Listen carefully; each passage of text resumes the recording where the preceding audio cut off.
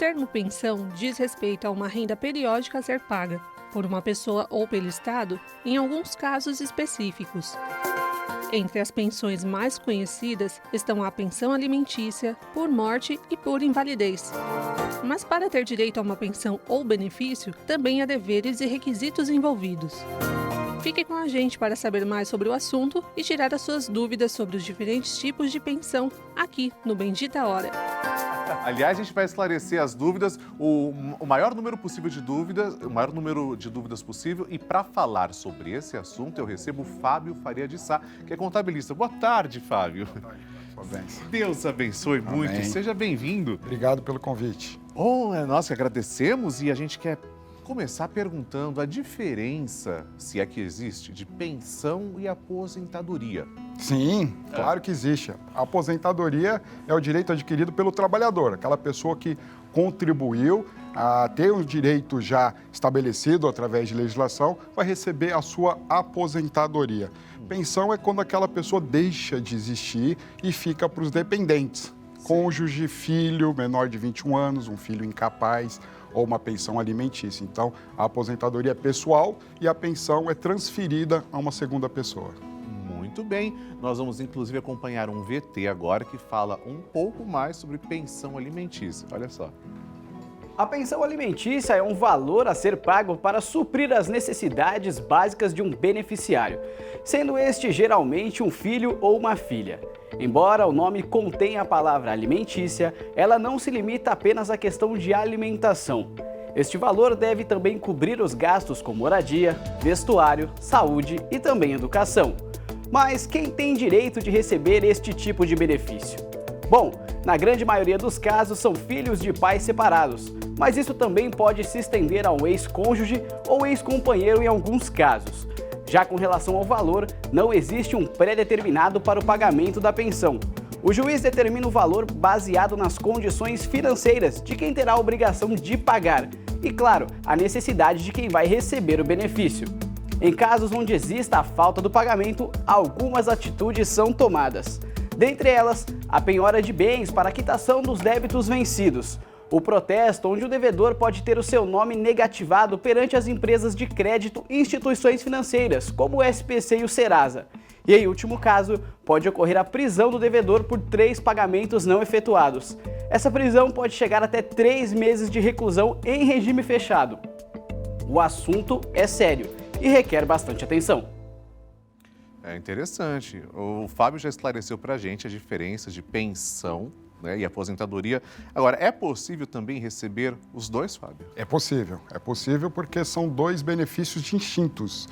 Você pode ser aposentado e o companheiro ou a companheira vir a falecer, você tem direito a receber cumulativamente a pensão. Na reforma da Previdência, para 2019, houve mudança apenas na fórmula de cálculo, mas é possível sim acumular. O cônjuge, o filho menor de 21 anos, recebe até 21 anos, ou aquele filho incapaz que recebe para o resto da sua vida, O pai e a mãe faleceu, se tiver um filho incapaz, a pensão fica vitalícia, diferente do filho menor de 21 anos, recebe até os 21 anos. Então, aquela pessoa que está agora acompanhando ao vivo, está em casa, que pensa, às vezes tem dúvidas, será que eu posso receber uma pensão? Queria que você dissesse, Fábio, quais são os requisitos básicos para deixar bem claro para a pessoa se ela pode receber a pensão. O beneficiário tem que ter aquele vínculo dependente economicamente da pessoa que veio a falecer, diferente de uma pensão alimentícia que ela paga em vida. A pensão previdenciária, ela recebe após o óbito daquele segurado, estando contribuindo com a INSS na qualidade de segurado ou estando aposentado. Então, é transferido esse benefício e pode ser dividido para o cônjuge vivo e para os filhos em partes iguais. Depois que completar a maioridade, aquela cota que ficou para o filho é transferido para a mãe ou para o pai que virou cônjuge, pensão previdenciária. E quais então são, para a gente esclarecer, quais as pensões que são vinculadas ao INSS? A pensão previdenciária. Previdenciária. Ele pode ser aposentado por invalidez, aposentado por tempo de contribuição, aposentadoria por idade. Quando falece, vira pensão previdenciária. Todas as pensões viram pensões previdenciárias. Quais doenças poderiam dar a possibilidade, né, de receber uma pensão, ser beneficiado. O termo pensão, num caso de doença, ela vira um auxílio previdenciário. Um auxílio previdenciário. Isso. Temporário ou permanente, que é o antigo auxílio-doença, né? Qualquer doença que incapacita a pessoa para a vida laborativa, tanto permanente como temporário. Se for temporário, o médico perito do INSS ele determina um prazo para a pessoa que vai ser, digamos assim, capacitada novamente a retorno ao trabalho. Então, 1 ano, 2 anos, 3 meses, então é o temporário.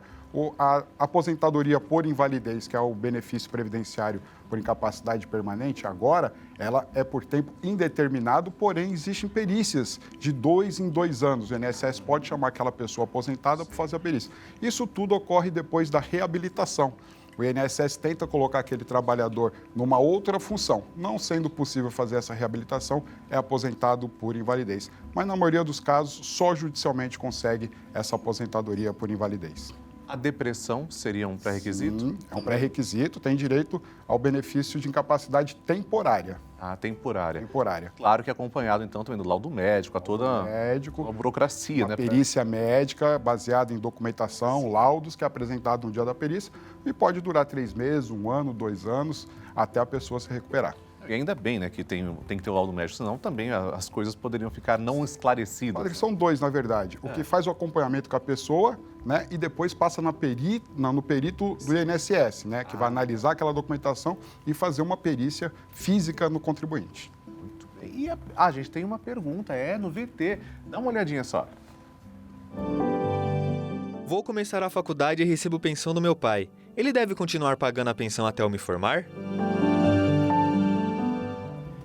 E aí, Fábio? Pensão alimentícia, né? Alimentícia. A pensão alimentícia até os 18 anos, 21 anos. Quando está cursando a faculdade, a obrigatoriedade vai até os 24 anos. 24 anos. Mas moralmente tem que pagar pro resto da vida. É filho, né? Se formou, tá precisando, aí depois que tiver a carreira financeira dela, aí não precisa mais.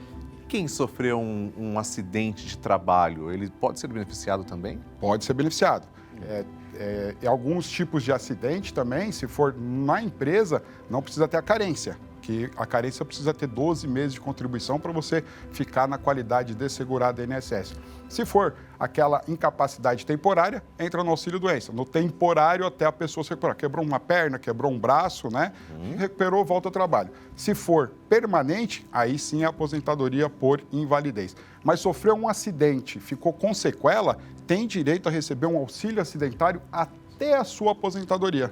Ficou com alguma sequela física ou mental, a pessoa tem direito a receber uma parcela do INSS e continuar trabalhando, padre, diferente da aposentadoria por invalidez, que a pessoa não pode trabalhar.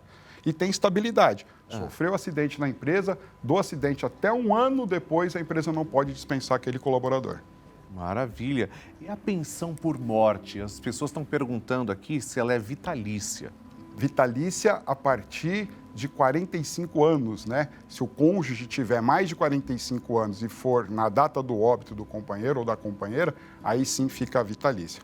A partir de menos de 22 anos, apenas 4 meses recebe essa pensão. Tem uma tabelinha, de 22 a 30 anos, vai até 44 anos, que recebe por 20 anos. A partir dos 44, 45 anos, aí recebe de forma vitalícia.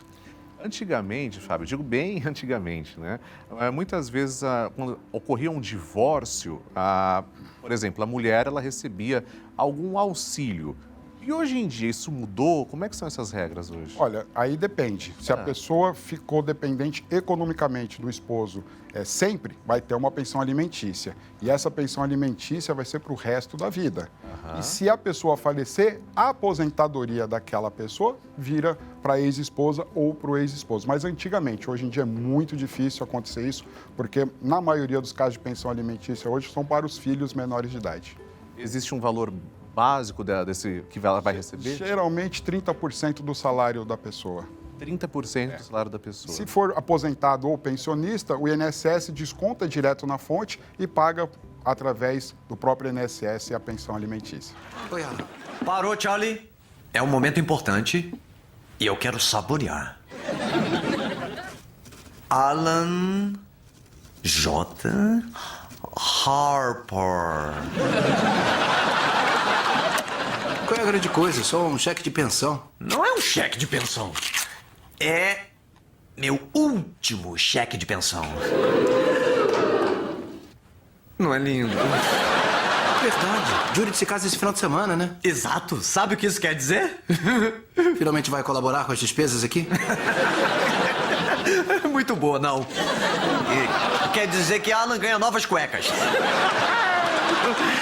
Agora, se me der licença, eu vou pegar meu filho e entregar essa última gota de sangue para ex-senhor Alan Harper e futura senhora Herb Melnick. Deus tenha piedade da alma dele.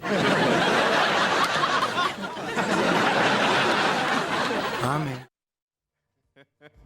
É verdade, a gente, através do humor, a gente traz problemas atuais.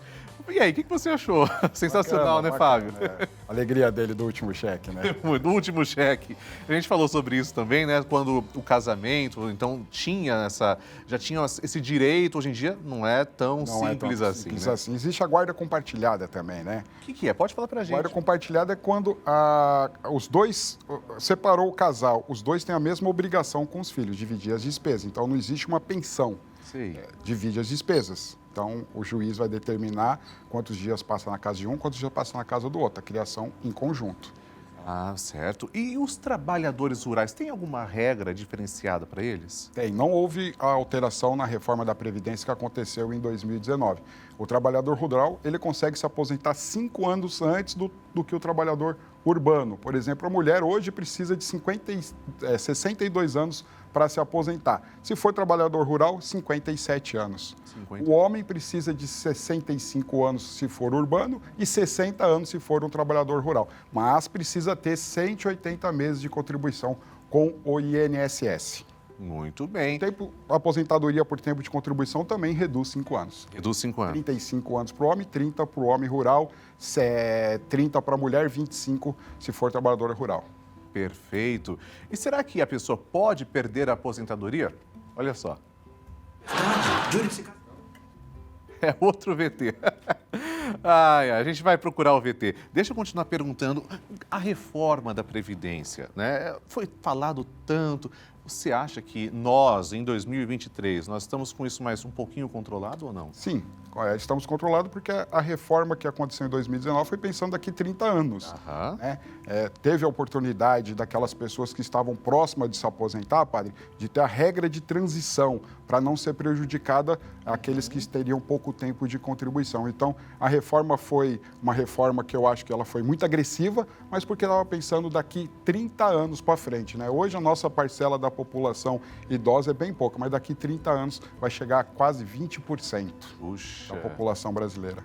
Maravilha. Então, agora o VT está pronto. Vamos dar uma olhada se é possível perder a aposentadoria. Olha só.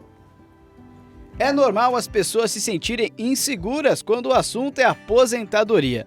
A dúvida que paira na cabeça de vários beneficiários é: será que é possível perder o benefício? Já adiantamos que sim, é possível, mas calma. A suspensão ou cancelamento dos pagamentos não acontece do dia para a noite. Entender por que você pode perder o benefício é essencial para eliminar as inseguranças quando se trata deste assunto. Os principais motivos são: em caso de irregularidades com a documentação do beneficiário, quando o titular do benefício é preso. Neste caso, os pagamentos são suspensos e ele retorna a receber os valores após ser solto. Falta de movimentação na conta, retorno ao mercado de trabalho e não comparecer à perícia médica obrigatória e também a ausência da prova de vida. Mas com atenção e cumprimento das regras, você está assegurado de que vai receber o seu tão merecido dinheirinho. Maravilha, né? E merecido mesmo. Afinal de contas, a pessoa trabalhou muito para isso. Eu gostaria de aprofundar um pouco mais, Fábio, nessa questão da reforma da Previdência. Passaram-se, né, alguns anos, passou-se um tempo, mas as pessoas ainda têm dúvidas. Você pode dizer para nós, de maneira bem clara, como você é muito claro. Olha só uma observação. Claro. O benefício ele não pode ser mais suspenso por falta da prova de vida. de abril do ano passado, de 2022, a obrigatoriedade de provar que a pessoa faleceu é do INSS agora.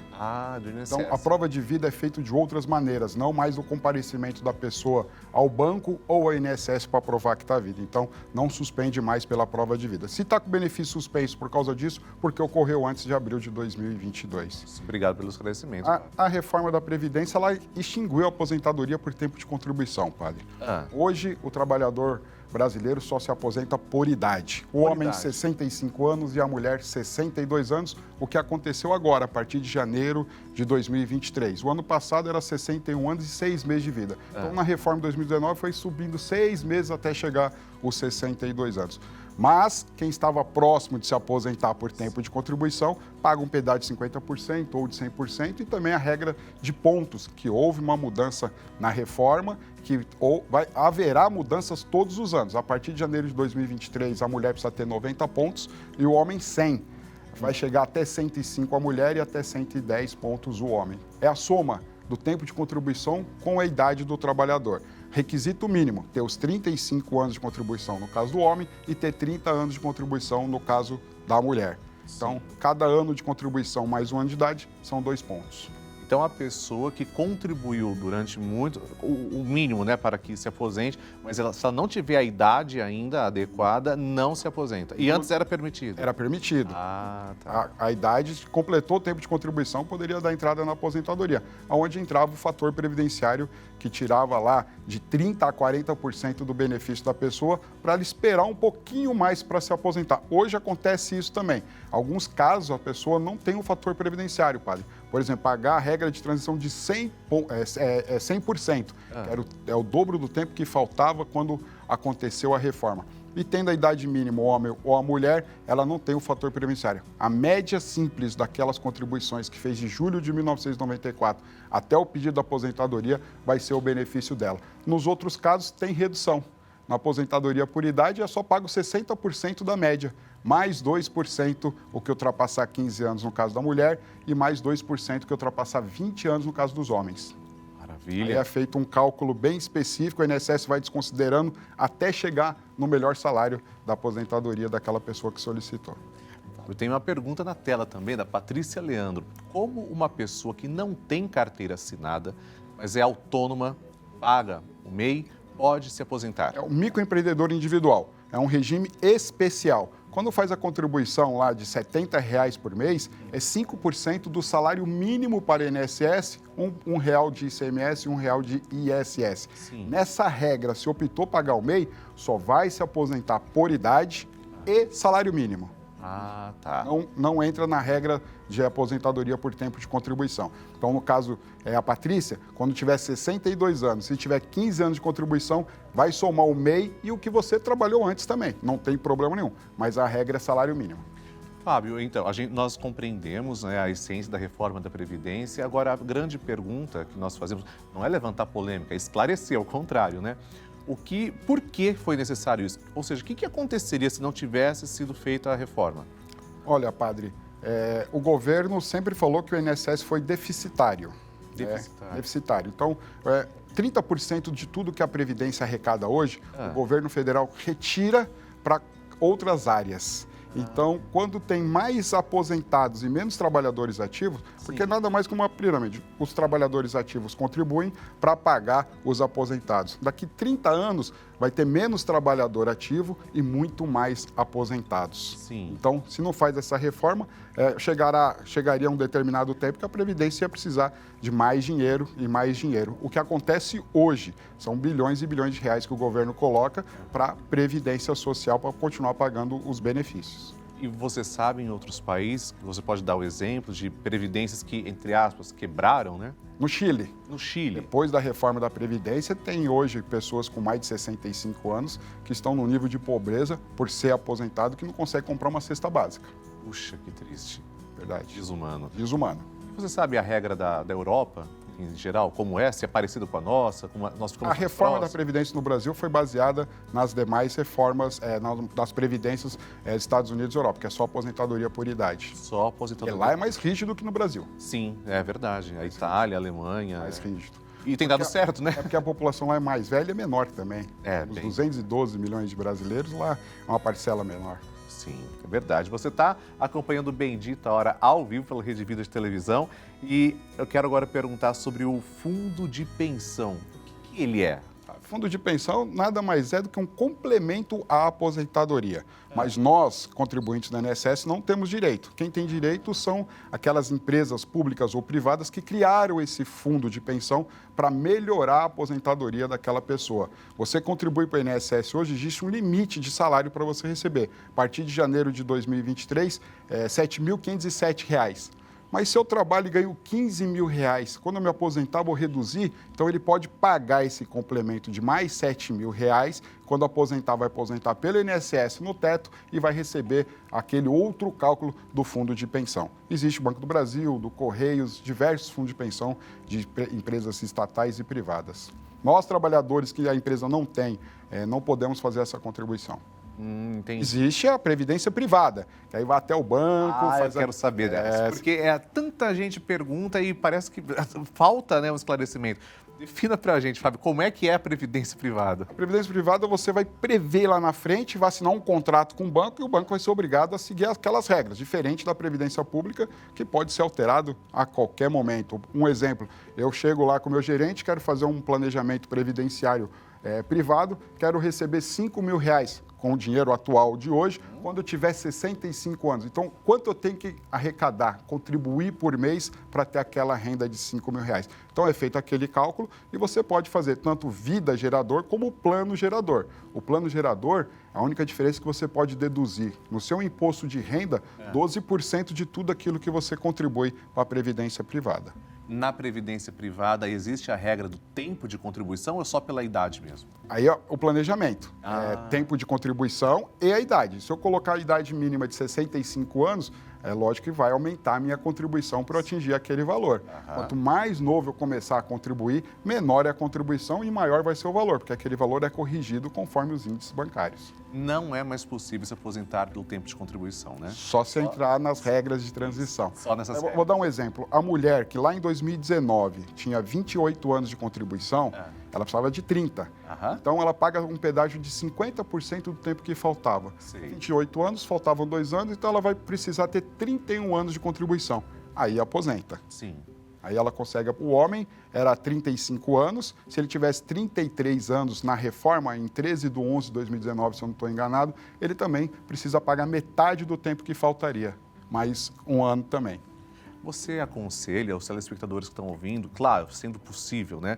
É um bom investimento a previdência privada? É um bom investimento. A previdência privada, além de ser um seguro, né, é uma meta que você vai ter lá na frente. A gente não sabe como que vai continuar a nossa previdência pública. Se tem condições de pagar tanto a pública como a privada, eu recomendo. Porque até mesmo a previdência pública ela é descontada na fonte. O trabalhador do regime geral da Previdência Social, aquele que tem a carteira de trabalho assinada, ele nem vê a cor do dinheiro. A empresa retém no olerite, né, no contra-cheque, e faz essa contribuição para o INSS. Você só vai ver esse dinheiro quando você tiver a sua idade, 62 ou 65 anos. É verdade. O Wilson tá pertinho, né, Wilson? Falta... A gente está preocupado com o nosso amigo Rui. O Rui, por que tem o Rui? Ele já está bem encaminhadinho. Olha só. Será que ele investiu em previdência privada? Aliás, eu quero dar uma dica para as pessoas, né? Eu quero fazer essa pergunta, gente, para esclarecer mesmo. Então, o padre perguntou, o Fábio vai dizer, já falou que vale a pena investir na previdência privada. Muito bem. E como se faz isso? Quem que a pessoa deve procurar? Como ela deve se informar? Como que é o passo a passo? O que você indica? Olha, a previdência privada virou um comércio. Comércio. Um comércio, né? Hoje você pode procurar diversas instituições bancárias e ver aquela melhor taxa que vai ter rentabilidade quando você for se aposentar pela previdência privada. Então, vai num banco, faz o cálculo, vai no outro, faz outro cálculo, vê qual que é os juros que estão pagando, então, vê se é VGBL ou PGBL, se faz imposto de renda simplificado ou se faz imposto de renda completa. Tudo isso o gerente do banco vai colocar no sistema, vai fazer uma simulação e você vai saber a escolha. Diversos bancos hoje, quase todos os bancos fazem essa previdência privada. Que maravilha, que programa gostoso, né? Quero agradecer muito a presença do Fábio. Obrigado, Fábio, por esclarecer tantas dúvidas. Que isso, Fábio. Obrigado, eu que agradeço o convite. Que Deus o abençoe. Quero agradecer muito também a você que está acompanhando o Bendita Hora. Na quarta-feira, se Deus quiser, o meu padrinho, o Padre Juarez, já está de volta. Só que eu quero te convidar hoje para rezar comigo, hoje e todos os dias, às 5 para as 6 da tarde, aqui na Rede Vida, e também às 8 da noite. Nós vamos encerrar o programa de hoje com a música do cantor Tiaguinho. Obrigado a todos vocês que ficaram com a gente. Deus abençoe em nome do Pai, do Filho e do Espírito Santo. Amém. Salve Maria.